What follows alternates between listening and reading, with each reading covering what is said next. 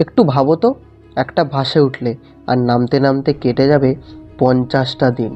Flight না, train না, একটা বাস। বিশ্বাস হচ্ছে না? তাহলে এই ভিডিওটা শেষ পর্যন্ত দেখো, কারণ আমরা আজকে বলতে চলেছি এমনই এক অবিশ্বাস্য ইতিহাসের কথা। সালটা ছিল 1957। পৃথিবী তখন অন্যরকম। তখনই শুরু হয়েছিল একটা বাস রুট, যেটা আজও পর্যন্ত বিশ্বের দীর্ঘতম বাস রুট নামে পরিচিত। এই রুটটা চালাতো আলবা ট্রাভেলস নামের একটি কোম্পানি। এই বাস যাত্রা শুরু হতো কলকাতা থেকে আর গিয়ে শেষ হতো লন্ডনে। দূরত্ব জানো কত? প্রায় 32,669 কিলোমিটার। মানে একটা বাসে বসেই অর্ধেক পৃথিবী ঘোরা। এই বাস শুধু রাস্তা পার করতো না, করতো ইতিহাস আর সংস্কৃতি পার। লন্ডন থেকে বেলজিয়াম, যুগোস্লাভিয়া, তুরস্ক, ইরান, আফগানিস্তান, পাকিস্তান আর শেষে কলকাতা। একটা বাস আর কতগুলো দেশ।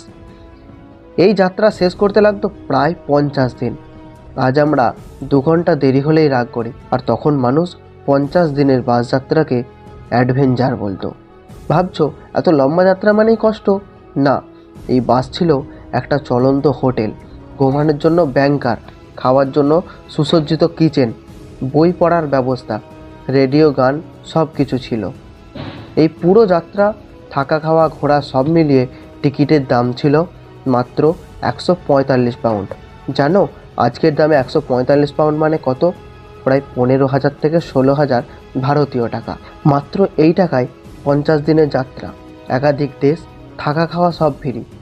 আজ ওই টাকায় একটা শহরও ঠিক মতো ঘোরা যায় না। এই যাত্রা শুধু রাস্তা না, ভ্রমণ শেখাতো। তাজমহল দেখা, ভিয়েনায় শপিং, ইস্তানবুল, কাবুল, তেহরান সব জায়গায় বিশেষ বিরতি দেওয়া হতো। এই বাস যাত্রা ছিল একটা চলন্ত ট্যুর প্যাকেজ। 1976 সালের পর ঐতিহাসিক বাস রুট বন্ধ হয়ে যায়। রাজনীতি, যুদ্ধ, সীমান্ত সমস্যা সব মিলিয়ে এই যাত্রা ইতিহাস হয়ে যায়। এই গল্পটা আমাদের কি শেখায়? আগে মানুষ দূরত্বকে ভয় পেত না, সময়কে সম্মান করত, আর যাত্রাটাকেই গন্তব্য বানাতো। আজ আমরা দ্রুত পৌঁছতে চাই, কিন্তু পথটা উপভোগ করতে ভুলে গেছি। মনে রেখো, জীবনও একটা লম্বা বাস যাত্রা, গন্তব্য নয়, যাত্রাটাই আসল। এমন অজানা ইতিহাস জানতে আমাদের গল্পের আড্ডা অরিজিনাল চ্যানেলটিকে সাবস্ক্রাইব করুন।